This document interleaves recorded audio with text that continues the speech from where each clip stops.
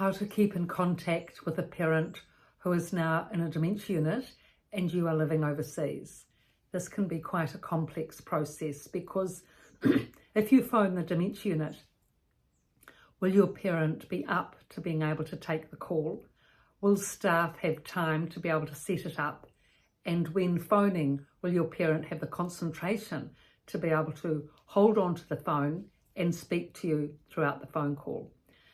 Now, there are a number of ways of going about this other than the one just described. And the one that works the best really is if you can have friends and family assisting, friends or family assisting when you phone. So you've set up an appointment time, your mother's informed that you're phoning, and your friend or family member can ensure that she keeps hold of the phone and continues to concentrate, speak and listen as you're phoning. Now, prior to this, of course, it's best if say it's your sister says that you, the brother John, are phoning. She's explained to your mother what's happening. She's set up comfortably. She's got a pillow under her elbow so she can hold on to the phone more easily. And you're there, the sister is there to keep the conversation going and to make sure she doesn't meander or wander off or just, to make sure that she keeps her concentration going, to keep the conversation going. Now, if you're, for example, the solo son overseas, you haven't got friends and family back where your mother is in the dementia unit to help, really it's important to employ a private carer. I've seen this done successfully actually at the dementia unit I worked at. There was a son, he was over in England, high-powered job there. His mother was in Christchurch, and he employed a carer, a private carer, once a week to take his mother out shopping, for walks, for anything she needed, and it was a really good arrangement. And he used to set up Zoom calls to talk to the mother. Now, just a bit about Zoom calls. Technologically, there can be glitches, that's one thing. Zoom calls are really more valuable for the person who's calling rather than the dementia resident. I've written something about Zoom calls here in this book, The Resident's Voice from a Dementia Unit. So I'll just read this out. If going overseas, Zoom is popular, especially since COVID-19. Well, we're well past that now. Mind you, this was only published November last year, so you really need another employed carer to be there for these calls, as the staff don't have time to be there for the whole call, or rarely, unless it is a short phone call, they may have time. But staff can set up the call on the unit's laptop device, but for the call itself, it is best if someone else is there, a private carer, to support.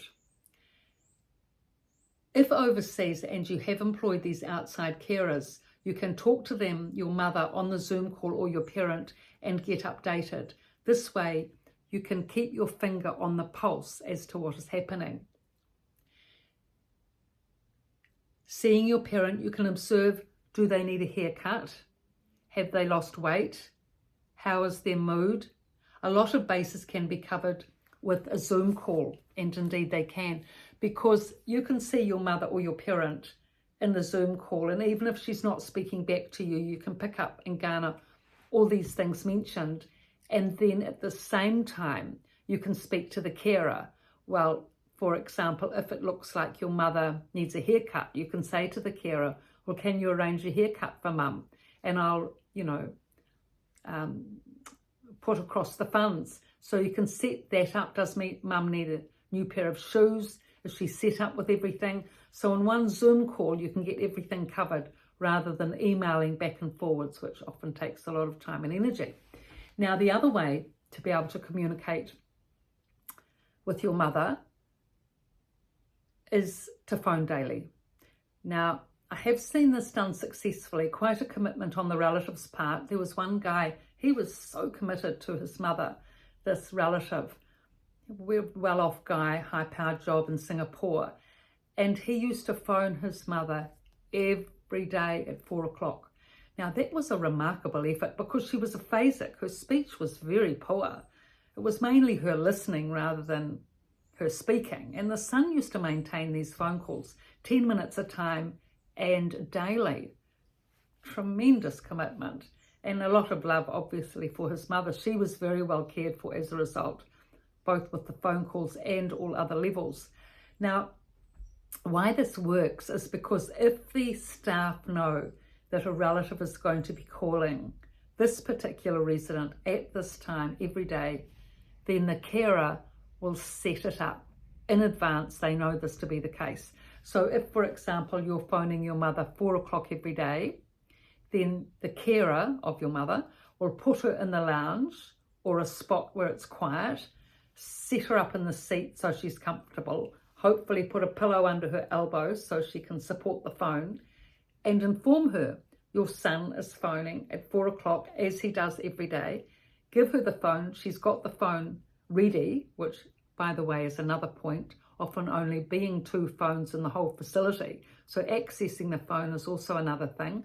But the carer has got the phone, she's informed the resident, she places it near her ear, and because the phone call is every day, the dementia resident is in the habit of that phone call. They're more likely to be able to listen, hold the phone and concentrate on the phone call because they're in that routine each day. Whereas if they only get a phone call out of the blue every now and then and they're not used to it, they're not in the practice of holding the phone near their ear, and their concentration may not be up to being able to sustain it.